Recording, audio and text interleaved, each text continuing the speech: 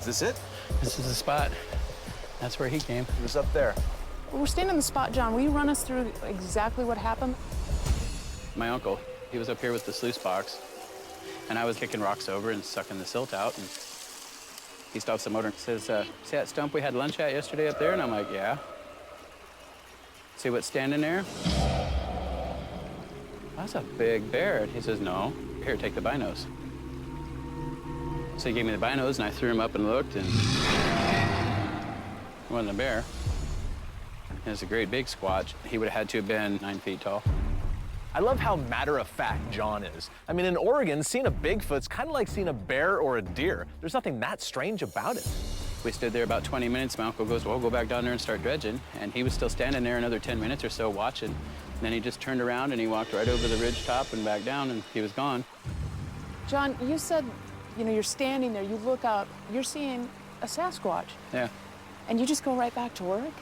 I didn't take my eyes off him the whole time, no. I mean, my uncle said, go back in there and go to work. I'm like, okay. He said, if you tell people, people think you're crazy. And, you know, besides the prospecting, he had other businesses that were his private businesses.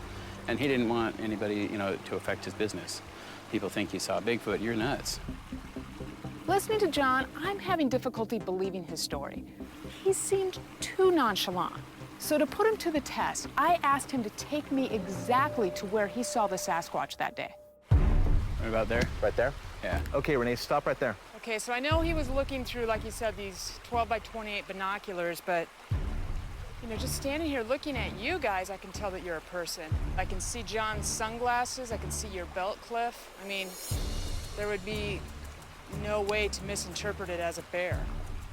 Yeah, and really, at this distance, correct me if I'm wrong, but it seems to me you'd be able to tell if it was a human being in a ghillie suit as well. Yeah. But you clearly saw hair. Yeah. Oh, yeah. The closeness of this encounter utterly eliminates any possibility whatsoever of a misidentification of a bear or elk or anything like that. Really, the only option anyone has is John's lying or John's telling the truth. John is not a liar. He's a competent observer. He observed a Sasquatch. It blows me away, like how it was right there, basically. It really was. Yeah, you had a sighting that every Bigfooter would just die for. I have nothing to really evaluate here. I have this guy, he seems credible, but I have no way to prove it or disprove it.